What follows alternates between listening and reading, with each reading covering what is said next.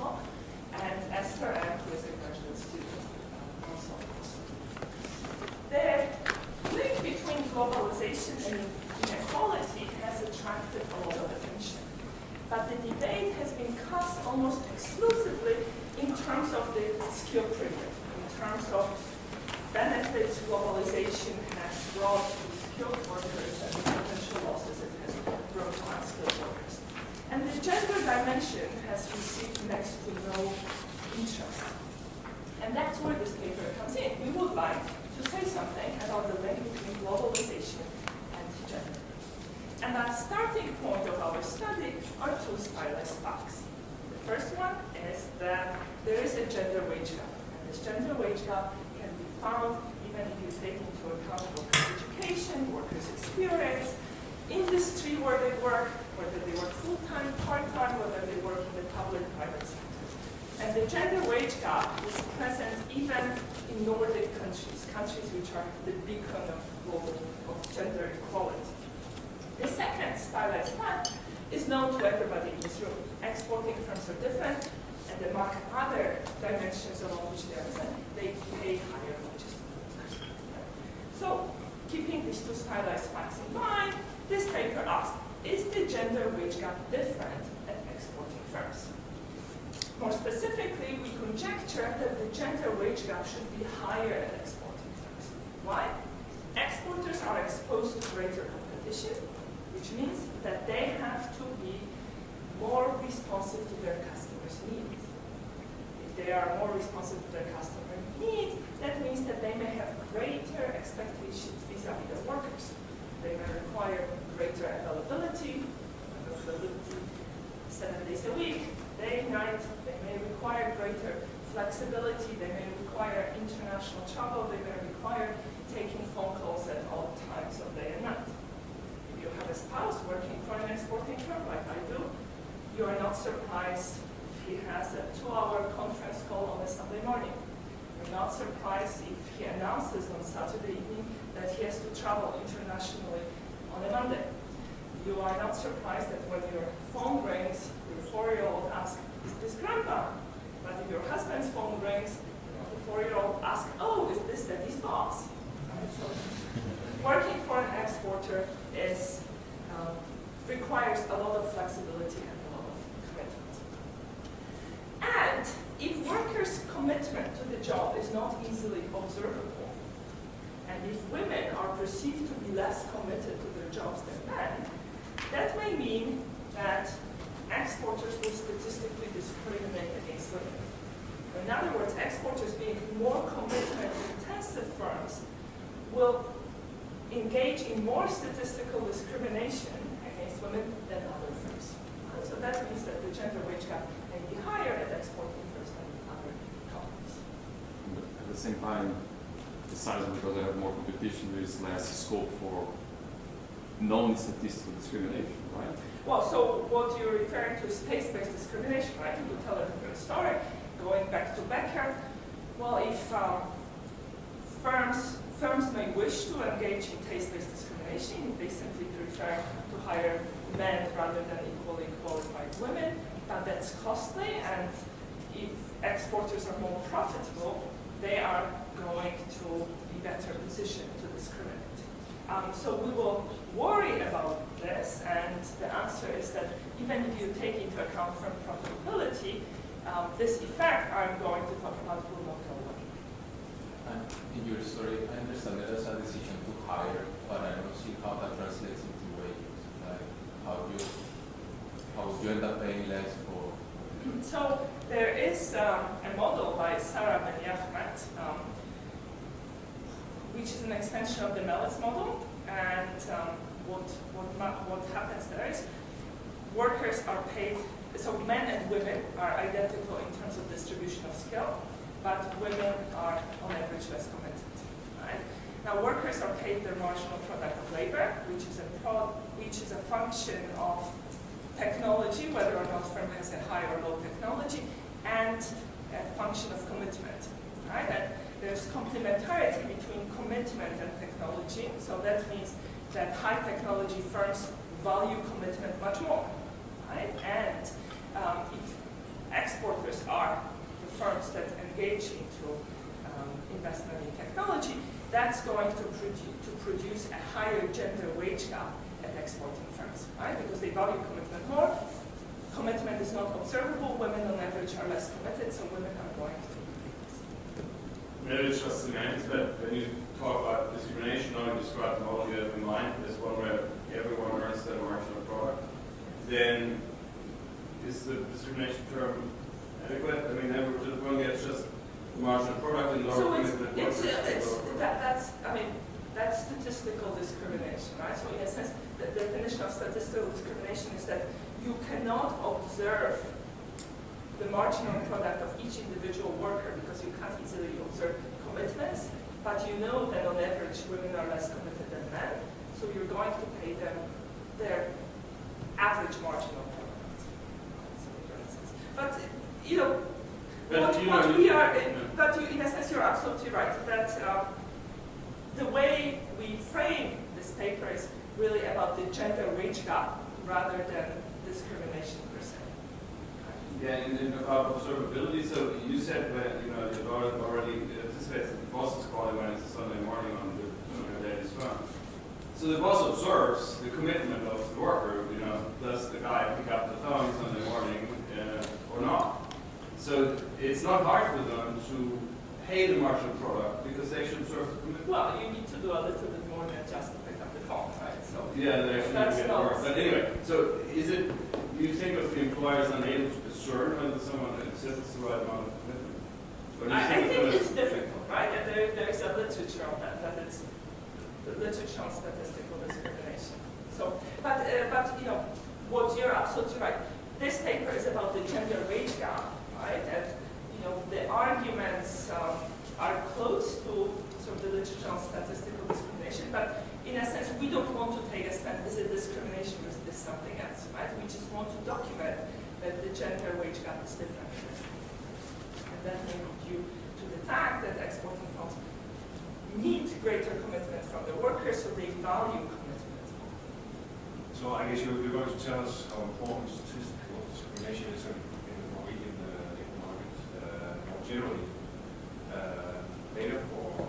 Well, so let me. Yeah, no, but my point is just related to Mark's that maybe you can, at least in the Danish labor market, you can actually explain away much of the discrimination by observables if you're more careful about accounting for absence from work due to leave or other sickness events. So maybe, I don't know. So why did you hold up with the question? So in this paper is going to be set in the Norwegian context, right? So in the Norwegian context, the gender part of the gender wage gap may be explained by the other countries, right? Women working part-time rather than full-time, by women, we observe differences between the gender wage gap in the private sector, in the public sector, but you cannot, I haven't seen actually studies that explain it all away.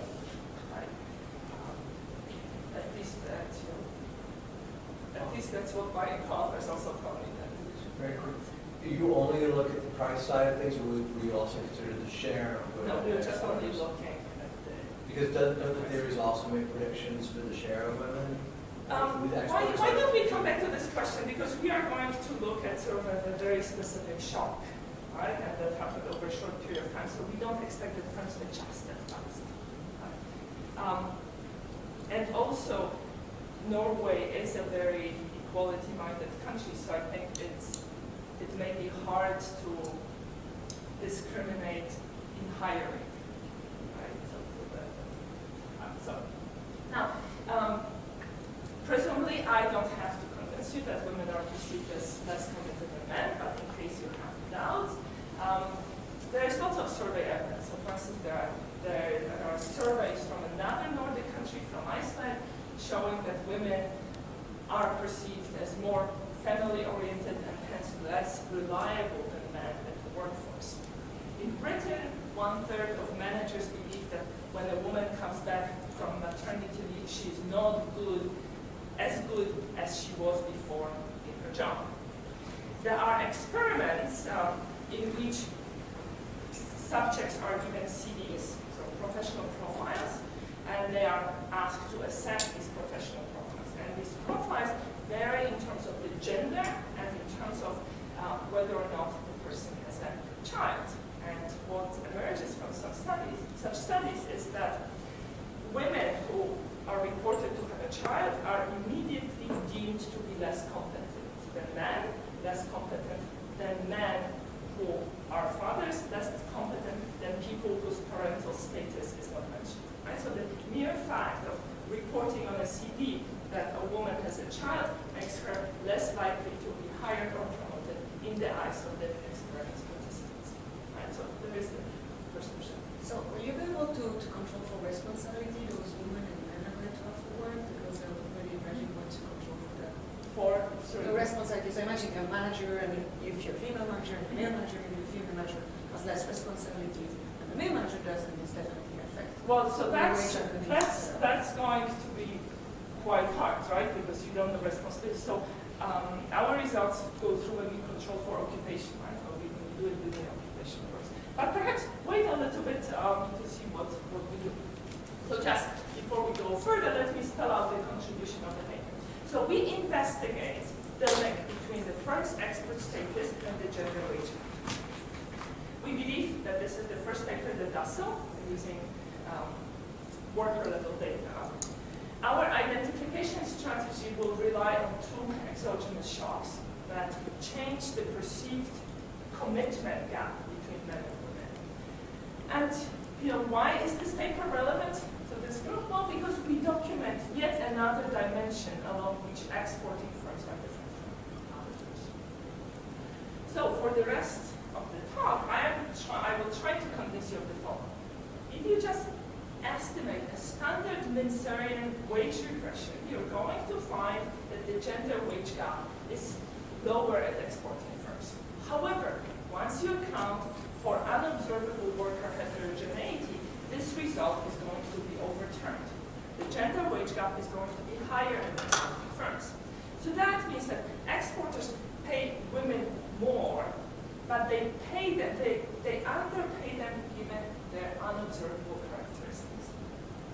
Then we will look at an exogenous shock, changes in paternity leave legislation, which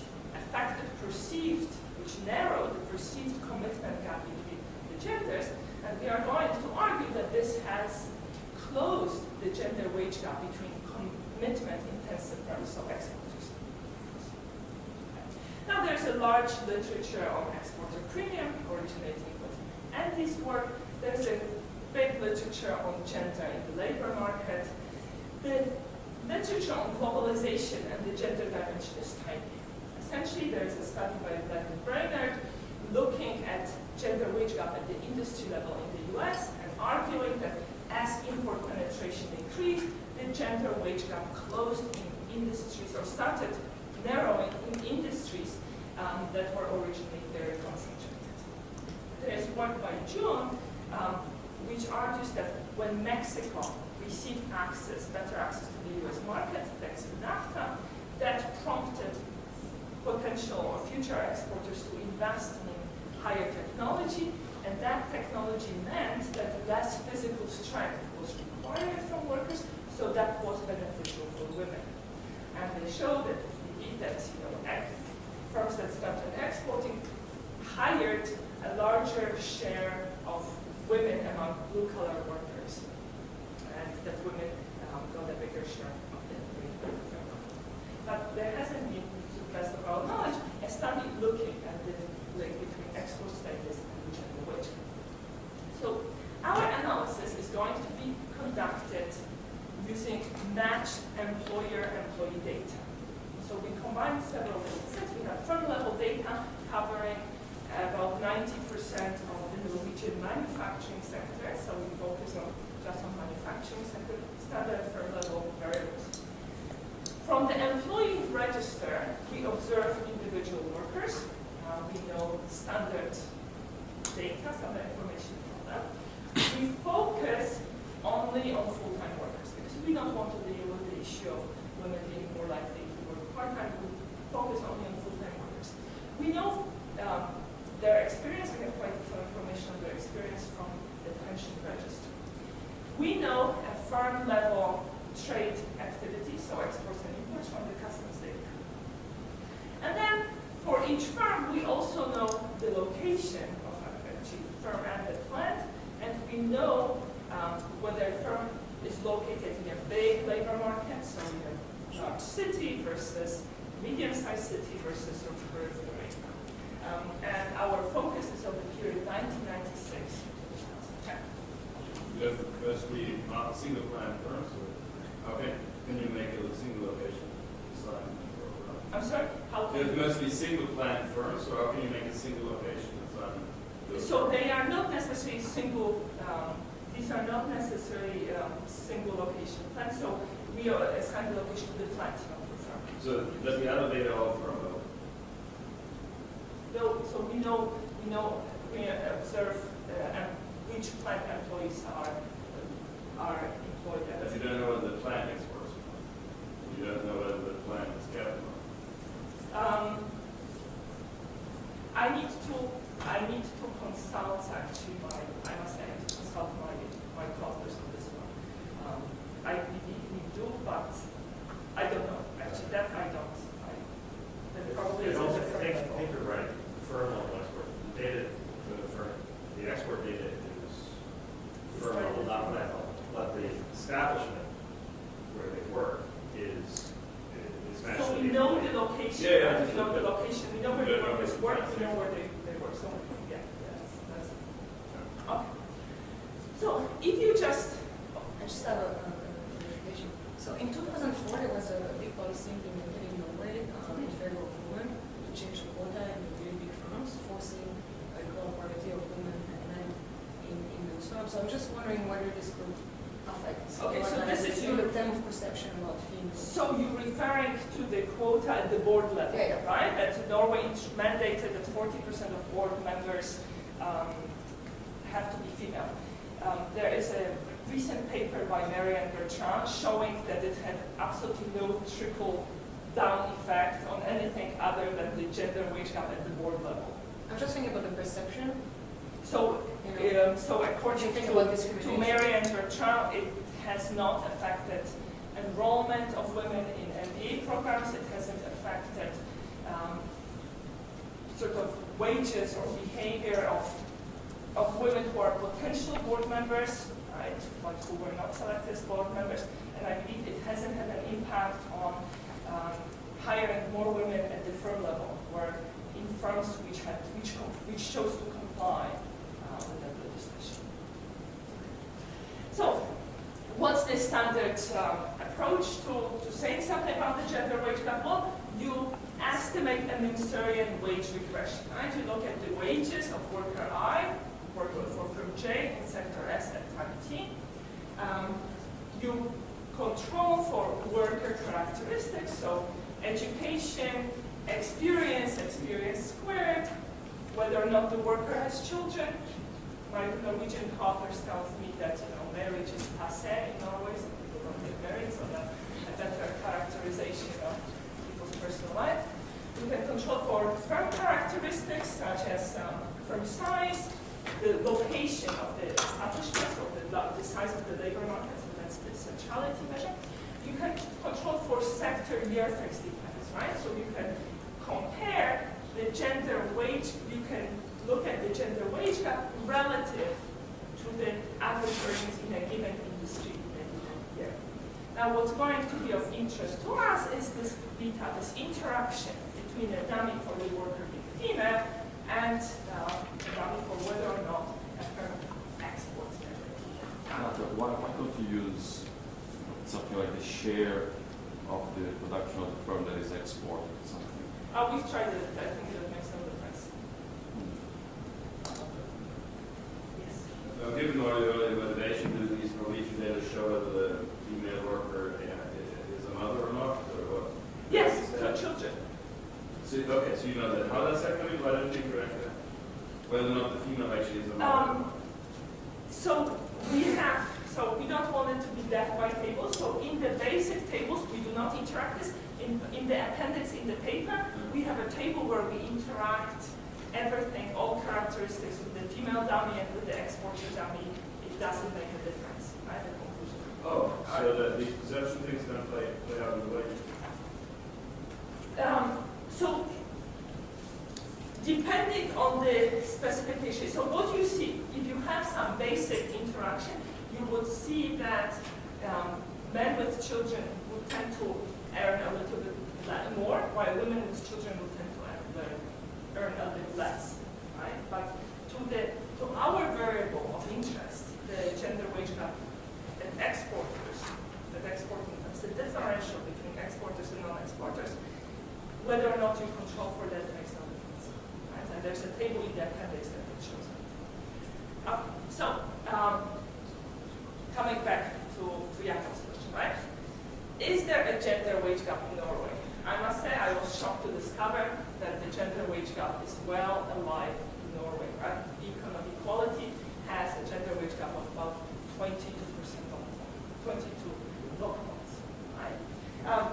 In our data, we find what you typically find. Workers with more years of experience make more money, though this effect is not linear. Workers with more education earn more, workers with children earn less.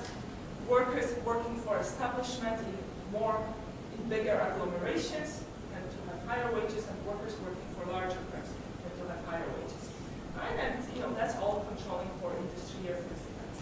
If you control for fixed effects, that's the gender wage gap effect does not go away. Yes. Is this the full-time or less occupation? These are full-time workers. No, is this the one? All the variables are shown, or do you have more regressives? No, here we don't have, because we focus only on full-time workers. Okay. Occupation. Occupation. Because the gender wage is pretty sensitive. So our occupational codes, we have occupational codes for half of this sample coverage, right? In the appendix, there is a table showing, and I want to sort of scroll to the end of the presentation, showing that let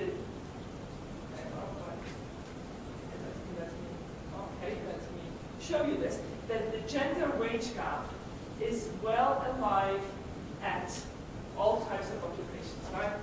In elementary occupation, machine operators, craft workers, service workers, clerks, technical workers, professional workers, and managers. In all occupations, if you split your workers by occupation, you will find that there is a gender wage gap. And you also find this basic result that in all occupations except for professionals, that the gender wage gap is lower at export firms. That's where Norway is so equal. But because there's no selection of women into occupations by that result. So if you put in the occupation dummies and found the second coefficient on the gap, that would be unusual compared to say France, US. If you ask my authors, I don't believe that's true, that there is no selection of women into occupations. I don't believe that's true. So that would then mean if you put in the dummies in the regression you showed us first, the coefficient up there would change. So which way you want? So what you are saying is that there is no selection based on what? So there are occupations which are more female dominated than others. And some of them have lower wage payments. So it's not the French and US and Brazilian and German labor. Yeah, so there was a difference in the gender wage gap across occupations. The 1, 2, 3, 4 number would be way smaller number of people to take. Well, so as you have seen in the table I showed you, right? There are some differences in occupations. Here we control for industry or fixed effects, so that takes some of this away. But we are going to control for, just hold on, for unobservable worker characteristics, which will take on. So that doesn't. Okay. Now, this is to sort of be easier on your eyes. So these are the relevant coefficients from the previous table. And here, I don't report everything. We just report the interaction of interest female times export, right? Positive, significant, and the 1% level. Everything here is clustered at the firm level. What's the interpretation of the magnitude? Working for an exporter closes the gender wage gap by about 5 percentage points, so about a fifth of the gender wage gap is closed when you work for an exporter, and that holds even if we allow all the coefficient to vary by export status of gender. That's coming back to this question. That table is in the appendix. What's the question? Okay, but of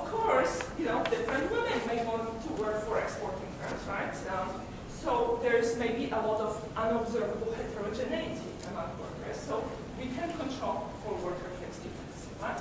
Once you do it, there are all these other controls here. I just don't record them so that you can read the table better. We find, as you would expect, that this differential, this greater commitment required by exporters pertains particularly to blue-collar workers. Right? So if you look at the full sample, you do not find that exporters are different in terms of the gender wage gap. But if you split workers into workers without college education and workers with college education, you find that the gender wage gap is higher among exporting firms for workers with college education.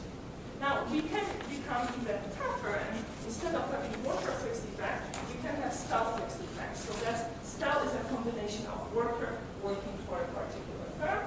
If you do so, then you find a higher gender wage gap at exporting firms, both in the full sample and in the sample of college-educated workers. And it's the, as you would expect, it's the college-educated workers who have to be the flexible workers, who have to be on call, who have to be more responsive to the needs of their firms.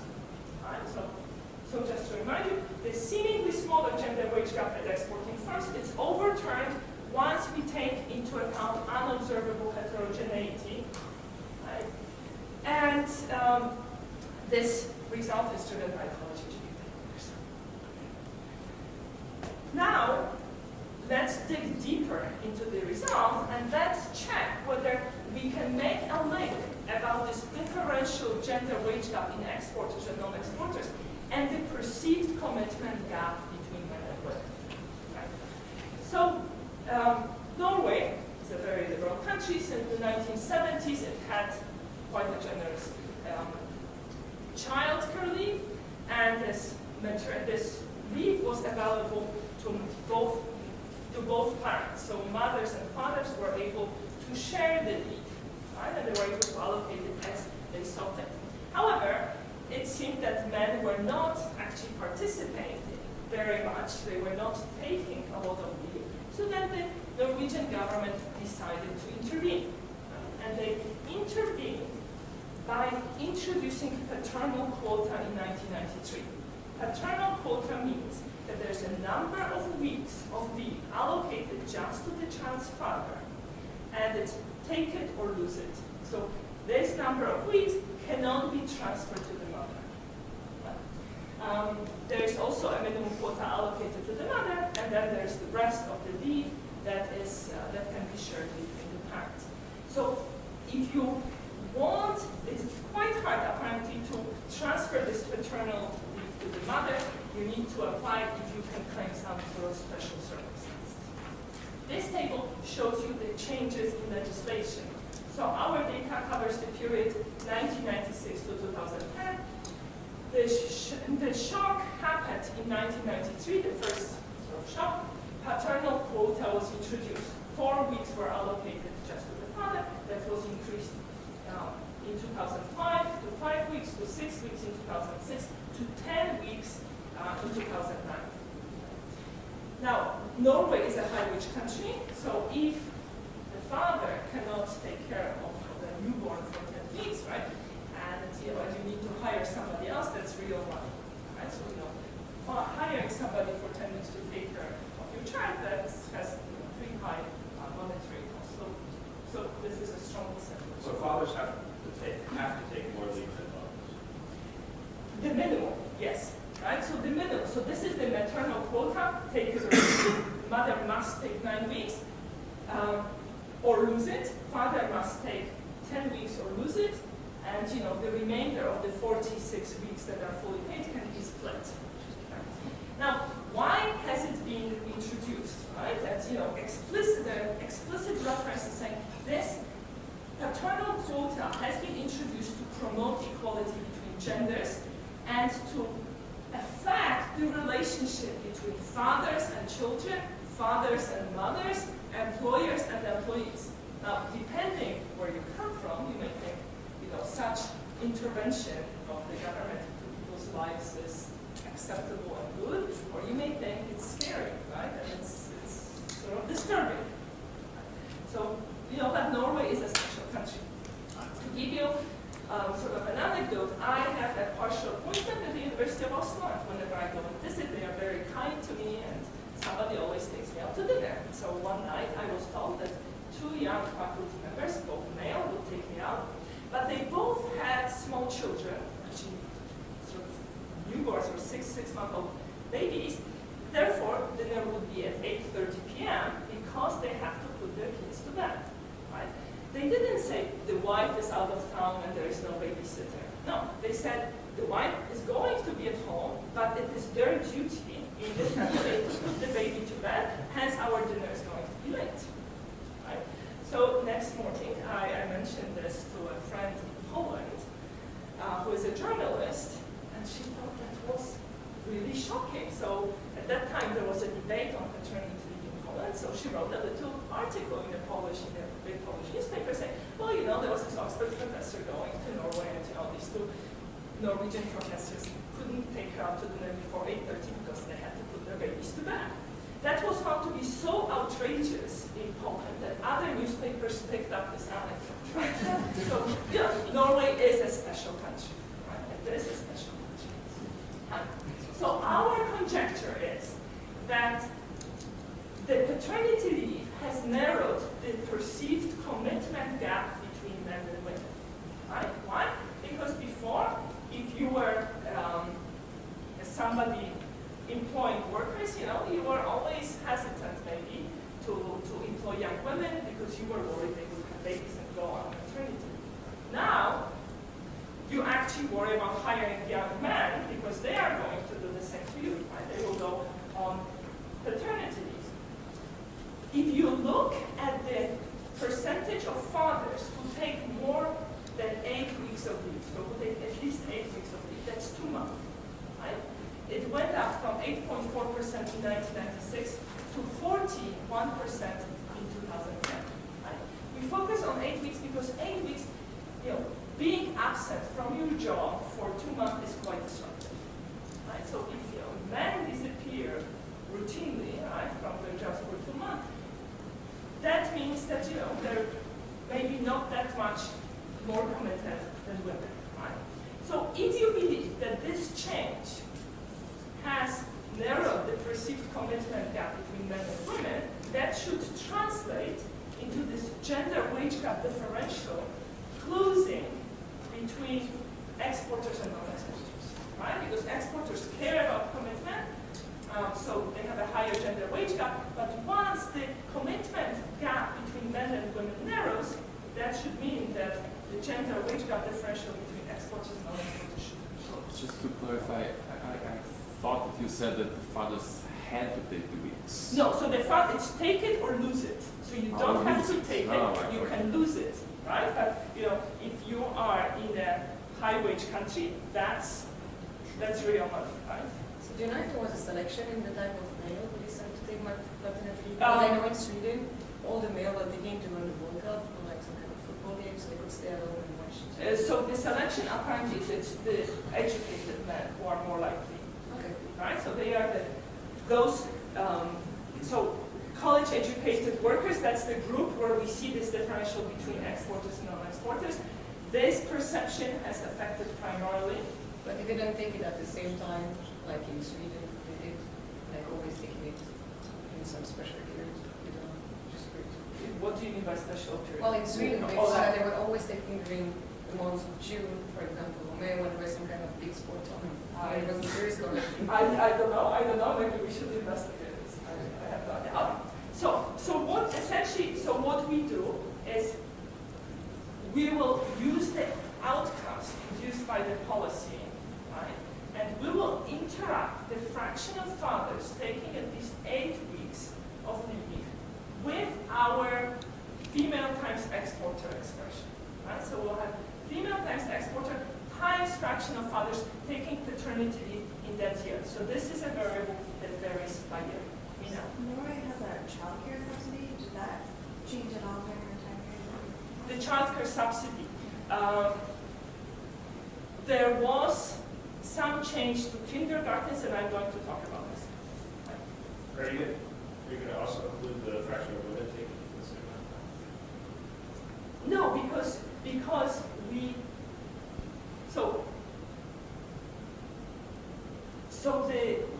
no, because we believe that it's just the fraction of men taking the lead that captures the perception. So, I'm not sure why there's that asymmetry, right? If I'm an employer and a fraction of women who are working for me who are taking 8 weeks goes up or down, that could easily change my perception of their commitment. So I don't know the statistics, but I would imagine that, almost all women have taken. Okay, but that's why it should be in there. Okay, then it won't matter. Okay. If you're right, then it'll be a 0 because there will be no change in that. There's also no change And there was no change to the maternity. Well, there was the period under study. There was no change to the maternity quota. Right, but you're not looking at the change in the quota. Yes, we are You're looking at the change in the yeah. state So there's a bit of a So what do we find, right? So we look at all workers. These are regressions with spell fixed effects, right? We have our controls.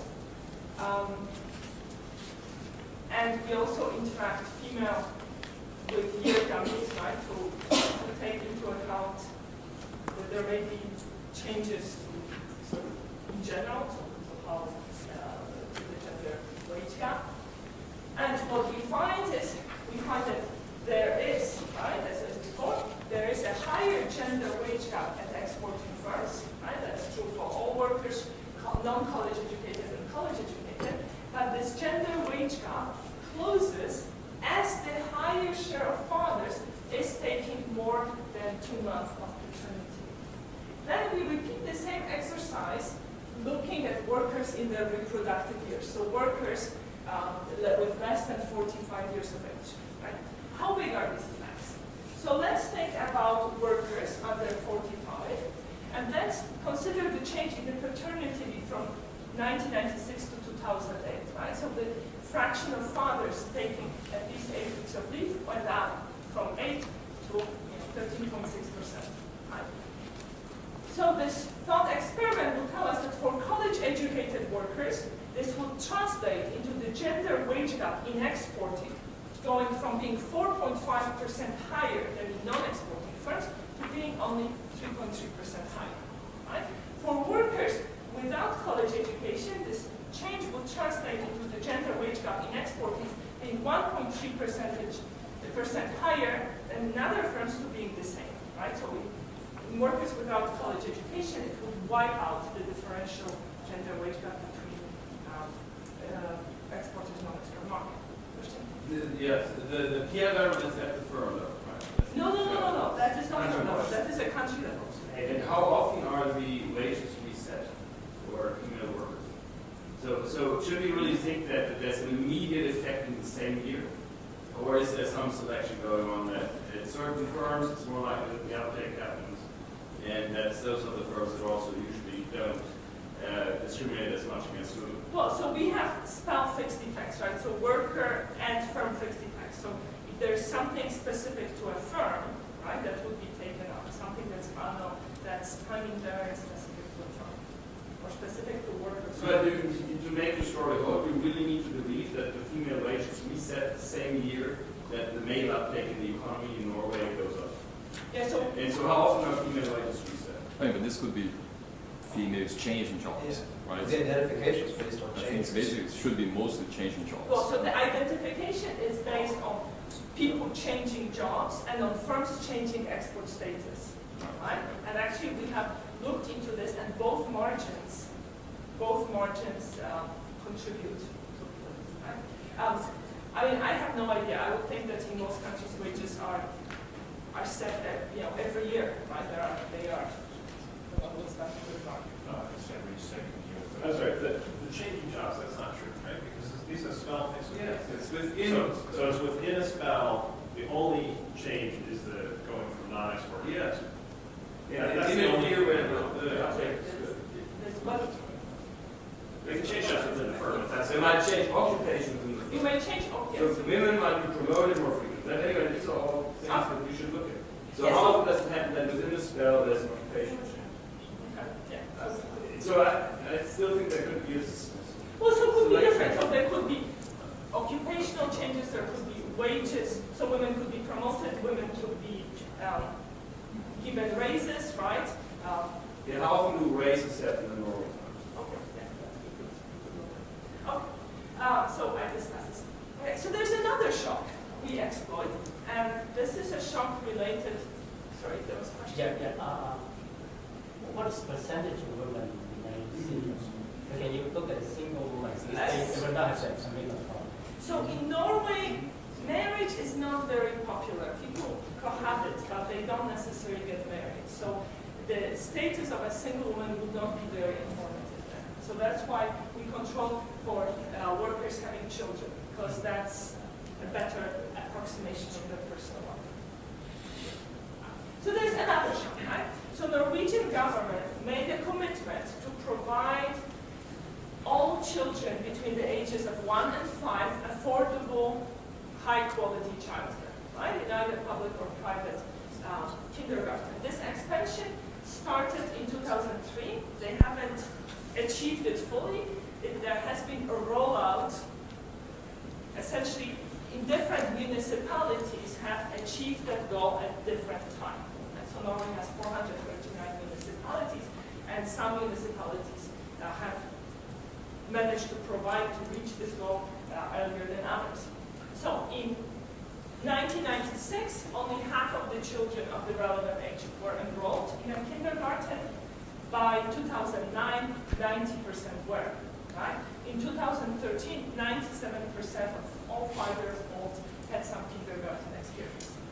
Now, why would this matter? Well, it would matter. What this policy did, it replaced some sort of informal care where you would hire a childminder, or several families would hire one childminder who would take care of a couple of kids. Right? So the problem, as many of you know, if your child is taken care of by an individual, if this individual gets sick, if this individual has some sort of shock, family event, you need to react, and you may need to cover, right? And you may need to provide the coverage yourself. So the idea behind using this shock is that it provides more reliable childcare, which means that it allows women to become more committed to their jobs because they are not, subject to those shocks like childminder techniques. Right? So this is the expansion of the coverage of kindergartens, right? Reaching 90+% by year 2000. And this kindergarten variable is the percentage of children of the relevant age enrolled in a kindergarten in the location, in the municipality where our worker lives, right? So it's a municipality year-specific variable. Right? And again, we repeat the same exercise, right? Where we look at all workers, non-college educated, college educated workers. You see the same effect. There is a higher gender wage gap at exporting firms, and it seems to be closing as the kindergarten rollout proceeds, and the effects are larger for workers under 45, so workers for more like children. Right? So how big are these effects? Again, if we think about workers under 45, if we look at the average change in the kindergarten coverage at the municipality level between 2000 and 2010, that's going from 64 to 90%. For college-educated worker, this change will translate into the gender wage gap going from being 5% higher in exporters than in other firms to being pretty much the same. Right? And it would have similarly big effect for non-college educated. So why would that? Why would the two things not the same? Kindergarten and early. I said, well, yeah, we could do that. Yeah, we did. She never thought about it. Yeah. I suppose it's historical, right? We had one shock first. Yeah, but it is kind of the evolution of that different. Okay, so since I'm out of time, so let me just show you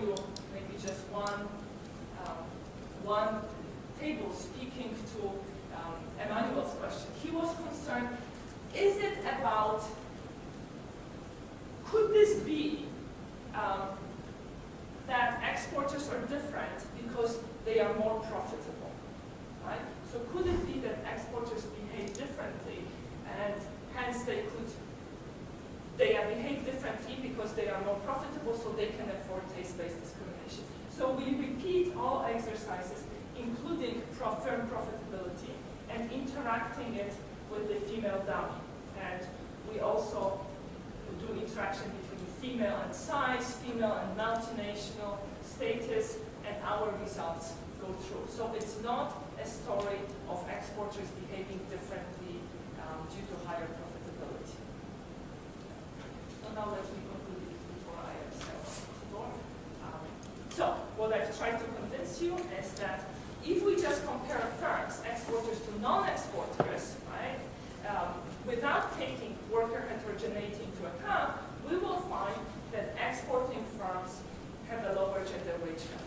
But once we add worker fixed effects or style fixed effects, we find that this result is overturned. Exporters seem to pay women less. So women make more money working for exporters, but they are underpaid given their unobservable characteristics. A shock to perceive that close the perceived commitment gap between the gender has led to a decrease in the gender wage gap between exporters and And it is perceived commitment, or could it just be that they're actually working more, that they're replacing the 10 weeks that their partners are now taking, and they go back and work earlier, and that's what happened. It's not perception, but actually they work. that could be, right? So that could be right. So whatever it is, this is something that changed the, so you're thinking it's actual commitment Yeah, rather it's than marginal perceived productivity. commitment. Yeah. But it's just marginal productivity. You increase the number of hours that you are working on. Yes, so, I mean, in a sense, the perceived and actual commitment would work in the same way, I right? agree. So then you would need to make, so thank you. All right,